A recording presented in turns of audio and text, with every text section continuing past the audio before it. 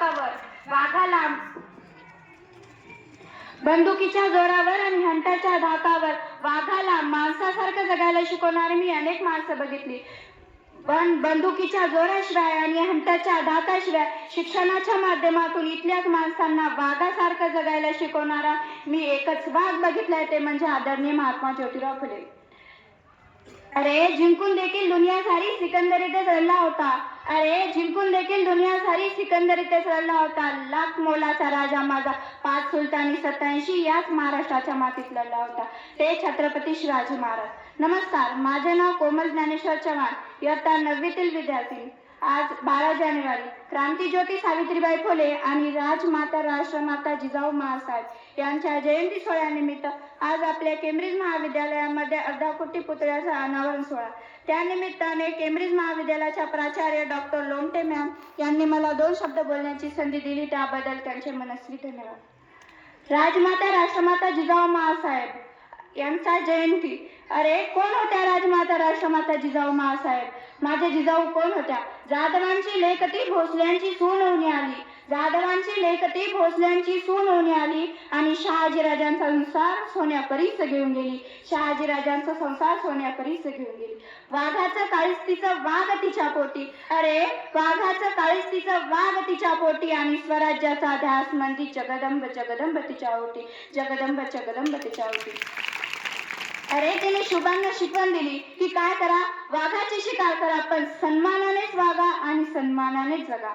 अशी शिकवण त्यांनी शिवरायांना दिली.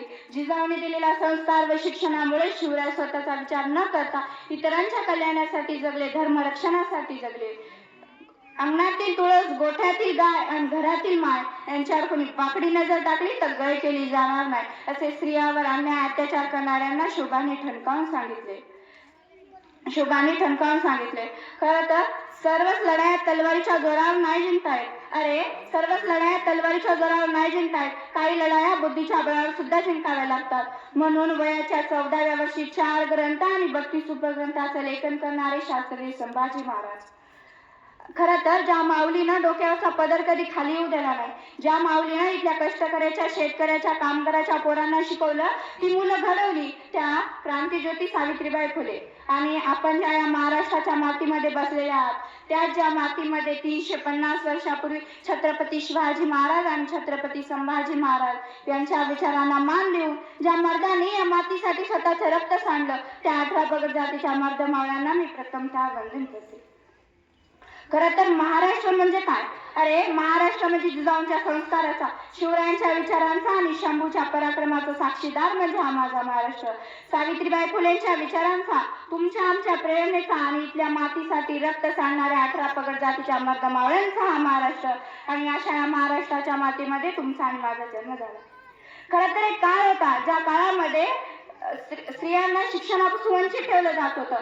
महिला या अबला केल्या जात होत्या. त्या काळामध्ये सावित्रीबाई फुलेंनी अबला महिलेला सबला केलं आणि त्या कर्मठ लोकांचा तबला वाजवण्याचं काम या महाराष्ट्राच्या मातीमध्ये कुठल्या रणरागिणीने केलं, तर ते म्हणजे क्रांतीज्योती सावित्रीबाई फुलेंनी केलं. खरं तर तुमचा संघर्ष जेवढा मोठा असतो ना, तेवढी तुमची उंची मोठी असते. ज्या महापुरुषांच्या वाटेला प्रचंड मोठं संघर्ष आलं, नवनवे संघर्ष आले, म्हणूनच ते महापुरुष झाले. ही सर्वात महत्वाची गोष्ट आहे. बघा ना, 14 वर्ष वनवास भोगल्यानंतर राम हे प्रभू श्रीराम झाले आणि राजपुत्र असून सुद्धा गोकुळामध्ये सर्वसामान्य गोपिकाप्रमाणे राहणारे कृष्ण हे भगवान श्रीकृष्ण झाले. म्हणजे ज्यांच्या वाटेला संघर्ष येतो त्यांच्याच वाटेला भगवान हे पद प्राप्त होतं. ही सर्वात महत्वाची गोष्ट आहे. असाच एक संघर्ष होता ज्यांचं 63 वर्षाचं आयुष्य फक्त संघर्षानं बनलेलं होतं, ते म्हणजे महात्मा ज्योतिराव फुले. 63 वर्षांचं आयुष्य लाभलं महात्मा फुलेंना. 66 वर्षाचं आयुष्य लाभलं क्रांतीज्योती सावित्रीबाई फुलेंना. जोपर्यंत चंद्र सूर्य राहतील तोपर्यंत क्रांतीज्योती सावित्रीबाई फुले आणि राजमाता राष्ट्रमाता जिजाऊ माँसाहेब तुमच्या माझ्या काळजामध्ये जिवंतच राहतील. ही सर्वात महत्वाची गोष्ट आहे. शेवटी जाताना आणि व्यासपीठाची रजा घेताना फक्त एवढंच म्हणते, माँ तेरी मूरत को शीश नवाऊं, तेरे बलिदानों को हरदम गाऊं. माँ तेरी मूरत को शीश नवाऊं, तेरे बलिदानों को हरदम गाऊं. शेरनी के जैसी थी तेरी हुंकार, शेरनी के जैसी थी तेरी हुंकार. तेरे सास को सब शीश झुकाए बार बार, तेरे सास को सब शीश झुकाए बार बार. धन्यवाद. छत्रपती शिवाजी महाराज की